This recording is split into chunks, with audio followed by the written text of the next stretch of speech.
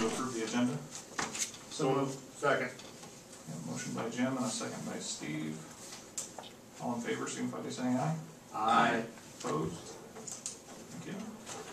Next on the agenda is public comment. If anybody wishes to address the council, go ahead and do so now.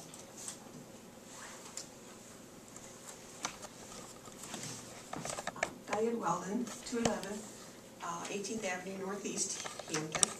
I'm curious regarding the cemetery fence project. I think it should be completed. All invoices are in. Wondering when they're planning on a possible rededication.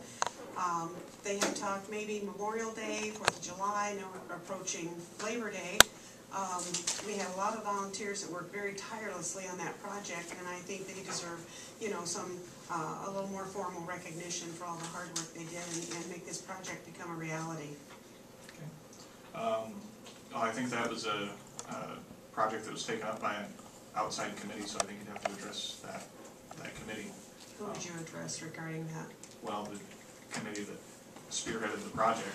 I mean, the city put forth the seed money. Yeah, the seed money. But the project itself, I mean, I don't think it's a city project, so. Okay. Probably the gentleman who did the most of it is gone. Ted or Mark or Dick, Betty Okay. Flynn. Okay, all right, thank you. Anything else under public comment? Okay. We'll move ahead. Next on the agenda is committee reports. Chairman Lukensmeyer is absent. Would another member like to comment? Okay.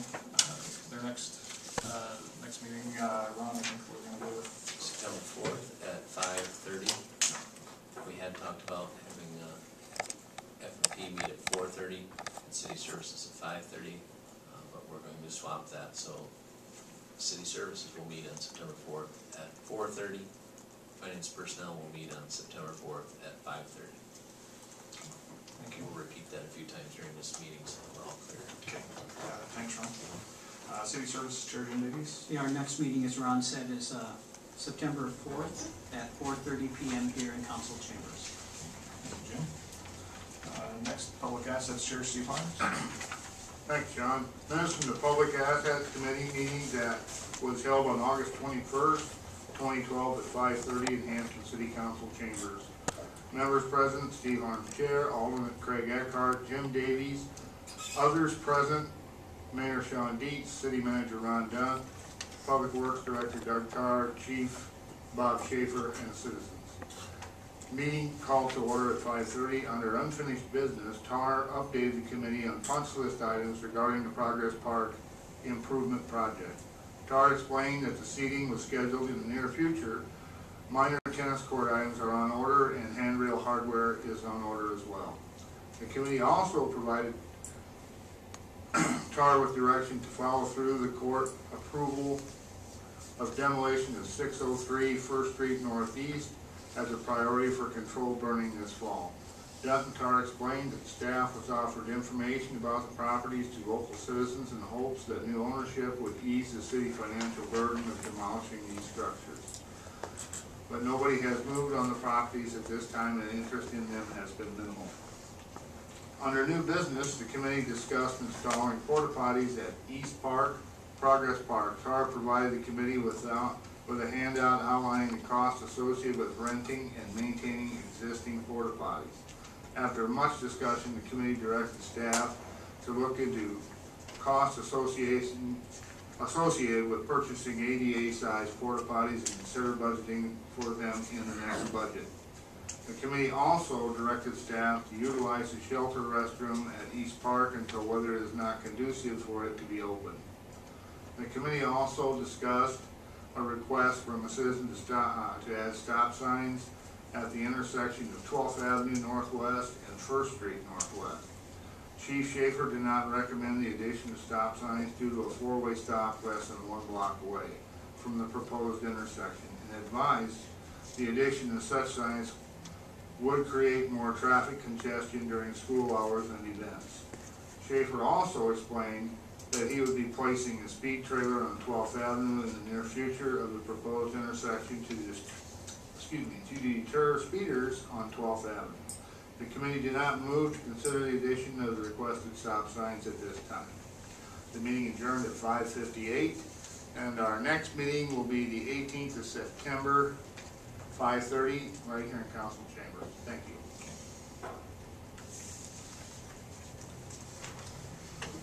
Next on the agenda under new business is consideration of approval of City Council Ward 1 appointee. And we've received 2 applications for the appointment. Eric Grote is unable to be here today, but if we need him, he's available by phone. We can make that happen. Val Hogeback, I think I've seen is here. So Val, I guess if you would like to address the council first on your application, and if the council has any questions for you.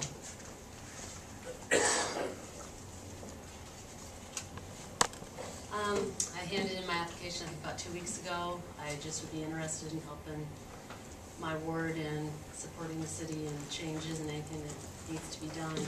I'll be honest, I don't have a lot of experience, but I'm a quick learner, and I think I know enough people, and I get to know people well enough that I would have everybody's best interest in heart. So.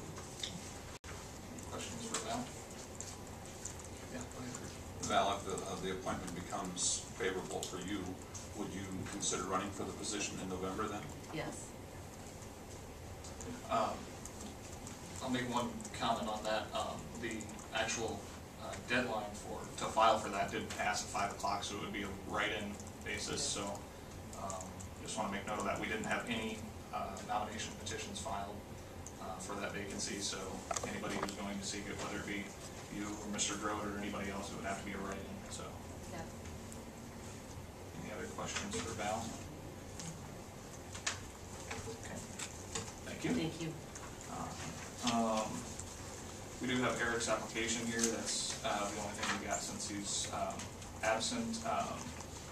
Did you guys have a chance to read through it? Did you want me to read through it for the public? How do you want to handle that since he's not in attendance? I'm open to any suggestion. Or do you just want to go ahead and call him?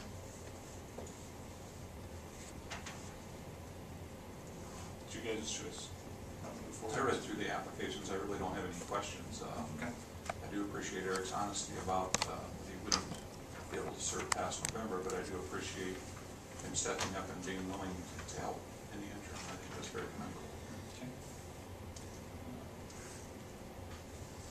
Anything else on for Eric's application? Comments? Okay. Would it be beneficial for us to call him, or do you want to skip that? Move forward with a motion to appoint, or otherwise? I don't have any requests. That's just me. Okay. I don't have any questions. Okay. I don't have any questions either. Okay. Do you, somebody want to make a motion then to appoint Val, or to have any other motion? I move to appoint Val Hogeback. Okay. Got a motion by Steve to appoint Val Hogeback. Do I have a second? Second. Second by Craig. All right. Any further discussion? Okay. And I'll just note that we'll just need 3 votes to approve this appointment, and the term for the appointment would be just until the general election, at which time the winner of that election, which will be a write-in election, will take over the position as soon as the votes are canvassed. Michelle, is that correct? The 12th. Okay, 12th of November. So that's how long the term would be. Is there any other questions on the appointment process before we move forward with the vote? Okay. All right, so we have a motion by Steve and a second by Craig to appoint Val Hogeback to the City Council Ward 1 vacancy for a term until the general election scheduled for Tuesday, November 6, 2012. Harms? Aye. Eckert? Aye. Crowley? Aye. Davies? Aye. And Winsmeyer is absent. Val Hogeback has the appointment. Congratulations. Val, are you available to stick around after the meeting to be sworn in? Okay. We'll do that after the meeting. Okay. Next on the agenda is consideration of approval of the 2012 CDBG Residential Anti-Displacement and Relocation Assistance Plan. City Manager Dunn. Thank you, Mayor. the residential anti-displacement and relocation assistance plan. It's a federal requirement that this be adopted by anyone receiving federal and state money. This anti-displacement and relocation assistance plan is prepared by the City of Hampton in accordance with the Housing and Community Development Act of 1974 as amended and HUD regulations at 24 CFR 42.325 and is applicable to our CDBG and home assisted projects. Consistent with the goals and objectives of activities assisted under the Act, the City of Hampton will take steps to minimize the direct and indirect displacement of persons from their homes. The City of Hampton will provide relocation assistance for lower income tenants who, in connection with an activity assisted under the CDBG program, move permanently or move personal property from real property as a direct result of the demolition of any dwelling unit or the conversion of lower income dwelling units in accordance with the requirement of 24 CFR 42.35. A displaced person who is not a lower income tenant will be provided relocation assistance in accordance with the Uniform Relocation Assistance and Real Property Acquisition Policies Act of 1970 as amended and implementing regulations 49 CFR Part 24. There's more to this document. It's available for public viewing. I'm not going to read the entire document. Like I said, it's a federal requirement that this be adopted, and our administrator is recommending so. Thank you very much. Do I have a motion to approve the residential anti-displacement and relocation assistance plan? So moved to approve. Second. I have a motion by Diane and a second by Jim. Any further discussion? Hearing none, all in favor signify by saying aye. Aye. Opposed? Okay, motion carries. Thank you. Next on the agenda is consideration of approval of 2012 CDBG owner-occupied rehabilitation program administrative plan. City manager, comments? Thank you.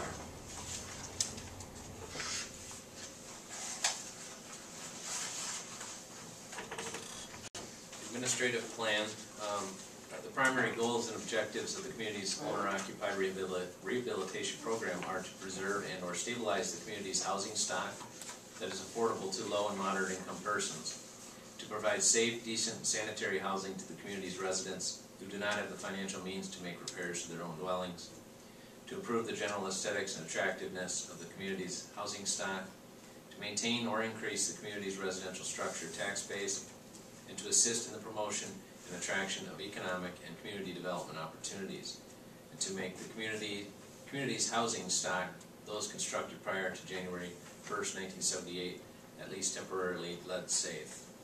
This is a lengthy document as well. It's available for public review, and if anybody has any questions, our administrator is recommending this be adopted as well for our CDBG program. Thank you, Ron. If there's no questions, I'll take a motion. Move to approve. Motion by Steve, do I have a second? Second. Second by Diane to approve. Any further discussion? Okay, all in favor, please signify by saying aye. Aye. Opposed?